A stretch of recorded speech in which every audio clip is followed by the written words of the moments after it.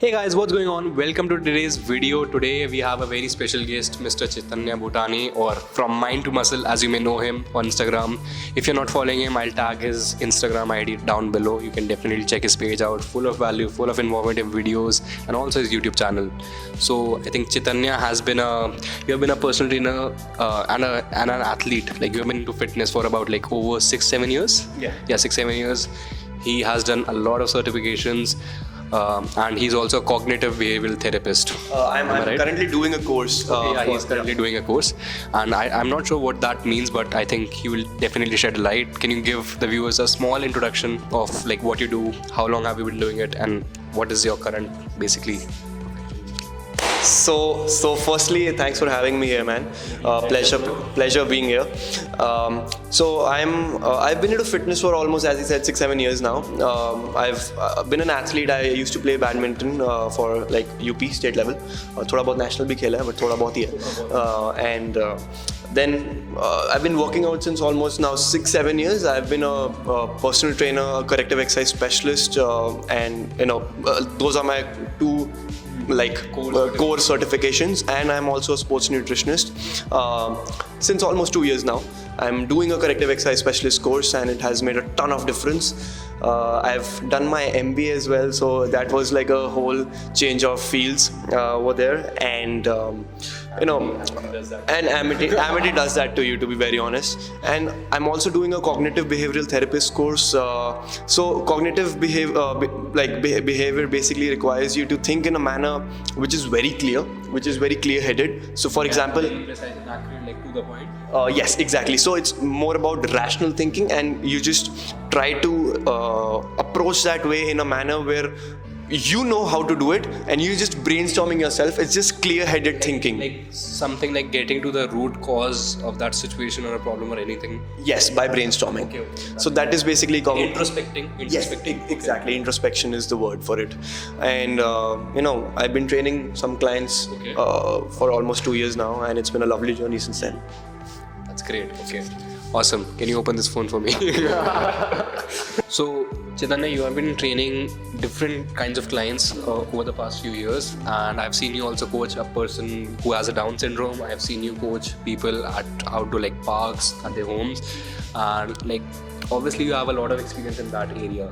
So I would like to ask you, and I think a lot of people who wants to get into this field, who are looking to become a coach, become a trainer, I would like to ask you one question, like what does it mean to be a personal trainer?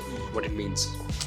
So being a personal trainer means, when it comes to certification, the very first thing they tell you while doing any kind of certification is that your primary goal is to help people. Exactly. Is to help people with whatever knowledge you have.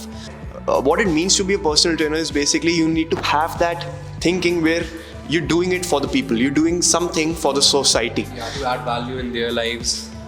Yeah, to add value in their lives, and to help them with their goals, to make sure that they're not when it comes to being a personal trainer, you don't want to impose your knowledge on them. You don't want to make them go out of their way to achieve their goals. You want to make it easy for them. You don't want to make things difficult for them.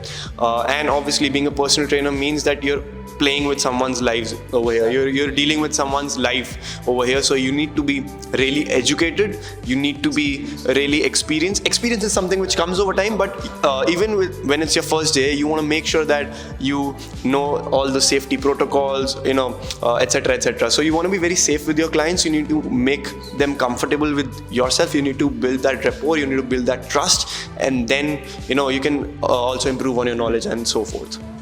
I think I would also like to add key a lot of people, a lot of general trainers which I have seen, a lot of people who call themselves so-called certified. Like I think the first thing the second thing which the organizations and stuff which they teach us is to remain in your scope of practice.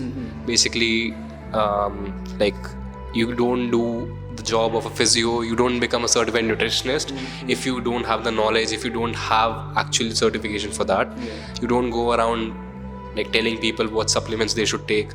You don't go out drafting meal plans for people. You stick to your lane. You basically tell them how to perform those movements, how to correct those imbalances, etc. So yeah, you basically act as an overall guide, I would say, like to say, a person who has little bit of knowledge about everything, majorly about training. But obviously, because every field is very diverse, takes a lot of time to educate yourself and specialize in that field.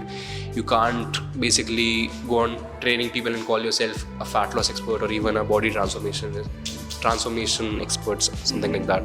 So like I think he would like to Yeah, so basically, as you were saying, you can't have, like, when it comes to health and fitness, the fields are very vast. You can't be an expert in everything. So you have to pick a specialization. Yes, being a personal trainer is a specialization, but you can, like, for example, I am a personal trainer and now I'm doing a corrective exercise specialist course, which means I deal with muscular imbalances, postural, structural analysis of a person. diving deep down. That's what they teach us in a personal training thing also. But I think you have like even explored it in a very different, in a very, I would like to say, extensive way. Yes. And that's what all you personal trainers need to do. Need to make sure that personal trainer certification is just a start.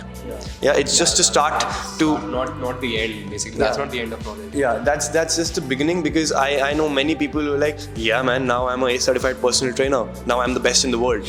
No guys, that's just the start, and that's a long journey you need to complete, and depends on your goals. Depends what kind of what's your interest, what's your USP, what suits you, what suits your personality, everything. Okay, that's great. Wow. So following that, I would like to add another question. Do you think that do you think that a certification is required to become a trainer? To be very honest, legally it is required. Okay. Yeah. And when it comes to knowledge, see, I've seen many personal trainers who've done a personal training certification from ACE. They don't know anything.